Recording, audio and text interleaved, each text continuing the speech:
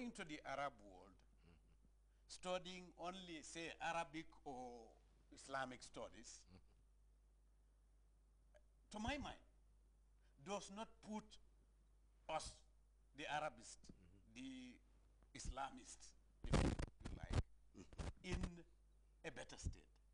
We should be able to venture into other areas, the sciences, science and technology, everything is, you cannot say that because these things are only accessible in English. They are accessible in Arabic. All languages. Think of anything. Yes.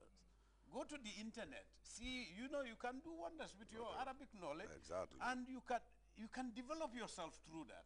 Gentlemen, I was just was indicated that I do not have much time. But then I wanted to hear your own version of the beauty of the Arabic language. Somewhere along when I was reading, mention was made about the glorious and holy Quran, that if the disbelievers do not believe in the Quran, let them produce something of its nature. Yeah. When you look at the Quran and you look at the beauty in which it was written, the rhyming pattern of the Holy Quran, I guess even Shakespeare would have marveled on how it was written. Beautifully written. Good. Malik, before going into that, I just want to refer very briefly to the role of the Sufist, the mystics, in the spread and dissemination of Islam, not only in the Gambia or Senegambia basin, but also in the Muslim world as a whole. Those include the so-called the marabouts. The marabouts have taken their education from the Muravids, Al-Muravids, Yes. who played a major role in spreading Islam in West Africa from Morocco across the Sahara and also through Mauritania. For example, I mentioned a few of them here. The Islamic learning centers in the Gambia, there are many. But for example, we have here Kunting, which is in CRR. Kunting is a major Islamic learning center. And then you also have Sheikh Kunting Silla.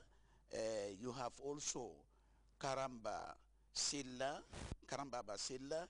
You also have Kalilunde Ujata of Kayai, of Nyani Kayai. You have also Marang, Sheikh Marang, Kaba, Sutukoba. You have also Basilia Drame Damfakunda. You have Kausu Fas, Gassama, which we mentioned, and his book we made a mention of it, who studied in the Arab world. He went to Morocco in the, let's say, around the year 1920, and he went to Egypt and graduated there in 1927 and wrote a book in 1927, followed by Alaji Kausu Gassama, also from Nyankui in Gambia here in 1938, went to Egypt in 1938 and graduated from Al-Azhar University in 1944 and wrote a book called Educating My Peers on the Islamic Morals. This is the book. He wrote in Arabic. Gambians have really excelled in this language. This is written by the Gambian. And then the beauty of the language really is beyond imagination. In the Quran, there are verses which really cannot be, the Arabs try to imitate or copy, and then they cannot, the Quran challenge them. And then you have even the poetic sense also, like inna shababa wal faraga wal jida mafsadatun lil mar'i ayyu mafsada. That is Arabic, in Arabic. The beauty of the language. That simply means inna shababa, the youthfulness, wal faraga wal jida, and to be at a leisure and a lot of money. When you are young, you have a lot of money, and then you are free, have enough time at hand. What he said is a road to corruption, the biggest corruption of human being, especially the young man. Yes, sir. Yeah, as a poet in Arabic, in fact, I have a collection of my poems in Arabic. In Arabic. He himself You made. know, in covering a wide range of issues. I think I'm in a position to add something to what Ambassador Dame just said. You know, the beauty of Arabic derives from the Quran itself. It's the word of God. And God says in the Quran, who is as eloquent as God himself. So you can imagine there are certain things that you can express yourself about in Arabic that cannot. This is why people would tell you that you don't talk of the translation of the Quran, but the translation of the meaning of the Quran, because you cannot 100% capture the spirit and the exact meaning of the messages contained in the Quran. It's a very beautiful language, a poetic language, and unfortunately, the Arabs themselves tend to relax a great deal on it. Myself, I will tell you, as reviser, I have at least 80% of the people who work under me, the majority of them being freelance, are Arabs. But sometimes, you know, you wonder how some of them can make certain mistakes in that language.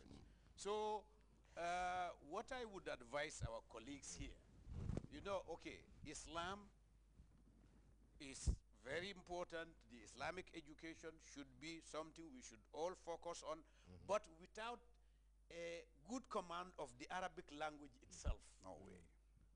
There are certain hidden things in the fiqh, the Islamic jurisprudence, that you cannot really comprehend and grasp.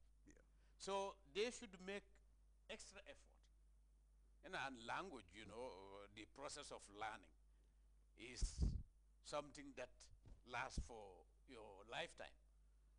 So Alaji Keba, just one word from you before we go on the beauty of the Arabic language. Arabic language. Well, Alhaji Malik, you know, I always used to tell my colleagues at the Ministry of Basic and Secondary Education that when they popularized science education in this country, I always tell them during our time in the 70s, you know, there was no computer, there was no internet, no computer, no machines, you know, to help you to calculate. But, you know, students used to do wonders in sciences, in pure sciences. So Arabic language, because people, they fear it.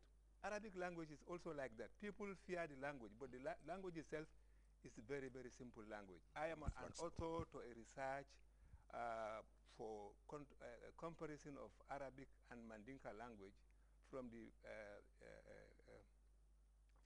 point of view of grammar. And this, of course, I was asked to do this research to prepare the ground for the Arab expert coming to the Gambia or to sub-region in the Mandinka-speaking countries. So you will find that, you know, there are certain rules and regulations in Arabic language. If you don't master them, you cannot make headway. And then in that research, that has enabled many of colleagues from the Arab world, Arab expert coming to the Gambia and the Mandinka-speaking Arabic to take into consideration that Arabic language is flexible language and derivative language, whereas that of Mandinka, no way. Arabic language, you know, gender is very important. Number is very important in Arabic. You have singular and dual and plural. And then again, you can have, you know, subject, object, you can have verb, subject, and object, and vice versa. And that is not possible in Mandinka.